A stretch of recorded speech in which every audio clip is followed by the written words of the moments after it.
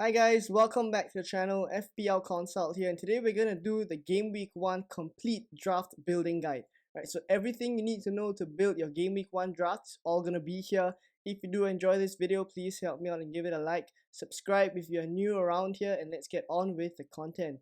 So first off, we're gonna talk about 5 Game Week 1 tips that I think we should consider while we are building our Game Week 1 draft. Right, so the first thing is how we should choose our premiums, right? So lots of us are having headaches whether to go for Kane, Haaland, Son, and some of us are even thinking about going without Salah, right? So how do we decide who to go for, right? And my top tip there is to use captaincy to choose our premiums, right? And later on in this video, we will be talking about the best Game Week 1 to Game Week 8 captains. But for now, we'll get on with the next tip, right? And the next tip that I have is to leave 0.5 million in the bank, right? And the reason why this is important is because during the game, once the Premier League has started, lots of people, or lots of managers would be transferring in hot players, right? And this would cause their price to rise. And so we don't want to be priced out of these players. So when we have 0.5 in the bank, we can then do a straight swap to a player that has risen in price. We would still have this money in the bank, and then we can go for a similar price point transfer and just take that one transfer without taking any hits, right? So that is why it's so important to leave that 0.5 in the bank so that we have that flexibility to account for price rises, right? And the next tip I have is that we shouldn't spend too much money on our bench, right? And what that means is that we don't want too much of our funds, right? We only have 100 mil. We don't want too much of that to be on our bench because we kind of want to maximize our investment, if you call it, right? So right there on the screen, I've put a rough structure of how a bench should look, right? So obviously a 4.0 million goalkeeper, right? That is probably the standard for everyone. And then we can have a 4.5 million midfielder, a 4.5 million forward. And that last player there, I've put defender, midfielder, or forward because depending on the formations that we want to play, our last player on the bench could be any of these positions, right? But in essence, this last player should only range from about 4.0 mil to 5.5 mil, right? And 5.5 mil is really the maximum. So if I add all this together, 18.5 mil is kind of the maximum that I would advise to put on our bench, right? So if you're having anything beyond that, then I do think that too much money is on your bench and you should reconsider investing more of that money into your starting 11 players, right? So the fourth tip I have for you guys is to play the price points. Now, why this is important is because during the game, there are going to be times when some players get hot, right? And you want to hop on these players quickly, right? And let's say, for example, if we don't have an 8.0 million midfielder and we kind of want to hop on them come the time when they get in form, then we would have to take a hit to get these players, right? So what I mean by playing the price points is analyzing all the price points within the game and which price points would have kind of the players that we would really want, good players in all teams, and we got to have at least one player within that price range, right? So I do think that for this season, the 8.0 million price range is really good for all the midfielders, so we do have to have at least one of these midfielders, right?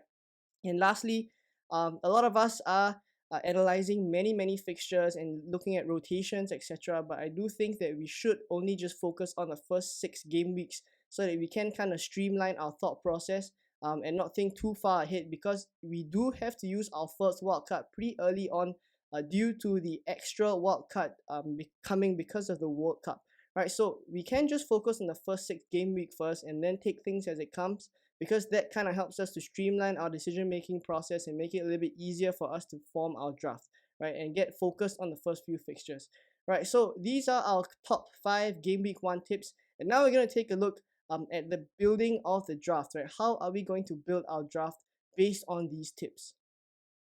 So now we're going to talk about how to build our draft. And the reason why I've added this section in is because a lot of us get lost while we are building our draft, right? We want to compensate on certain areas because we want another player in this area, and then we end up having a draft that we're not really very comfortable with, right? So how do we remain focused? And I feel like these 3 steps for me have really helped me in keeping focused in my draft and making a draft that I am confident in at the end of the day once I'm done with the draft.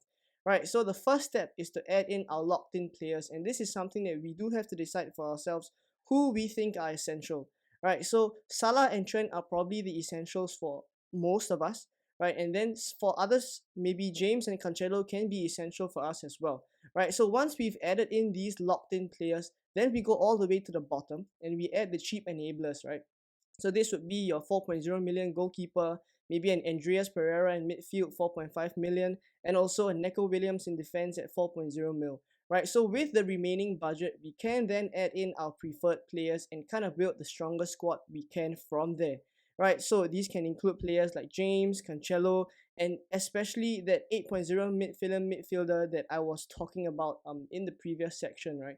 How it is important for us to have that price point so that we can jump on other players. Right, so these three steps for me have really worked in building my draft, and I do recommend that you guys follow these steps as well. Right, and do let me know how your draft is looking like after you've followed these draft building steps.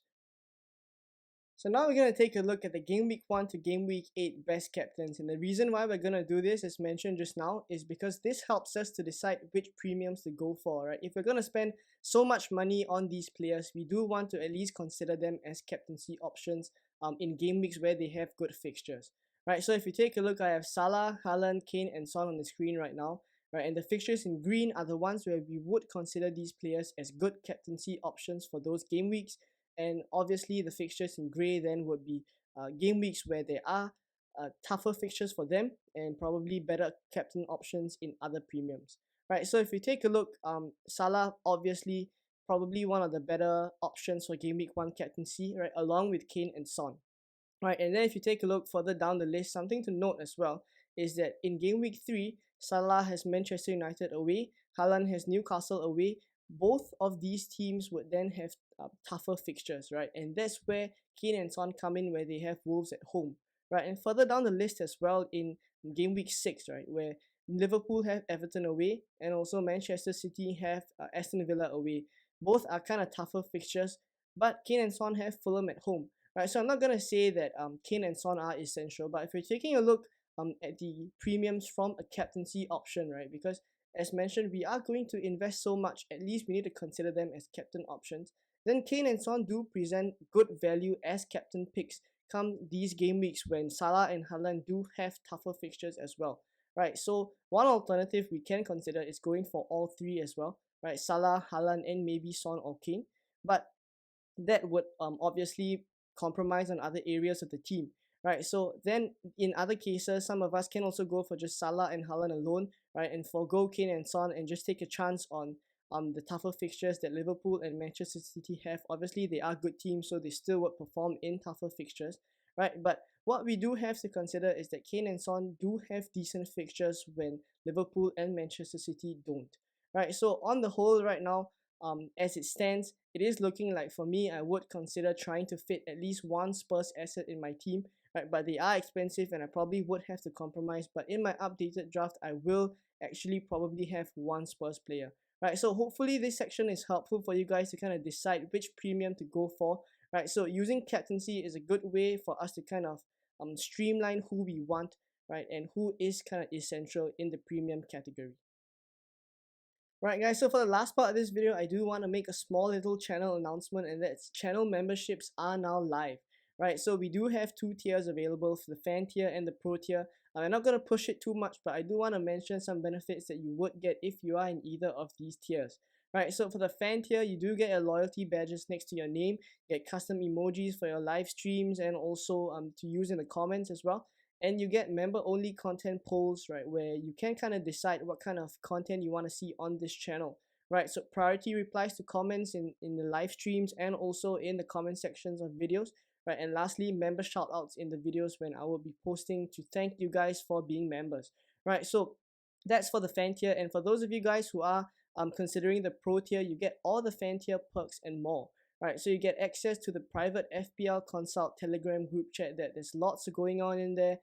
There's a community where we're interacting every day. We're talking about FPL, we're talking about latest transfers, who to bring in, right, who to consider, and also obviously there are other useful functions like FPL player comparison bots, right? There's also a prize league that we're running in there. So this group chat is really awesome, and if you guys are in the pro tier, you would get access to that as well.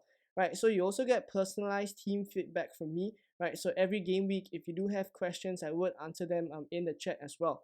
Right, so lastly, you do get priority questions for the biggest question series, which is a series on this channel that is kind of new, but I would be running this series come the start of all the game weeks, where I ask you guys what are your biggest questions for the game week, and thereafter I answer these questions quite elaborately in a video.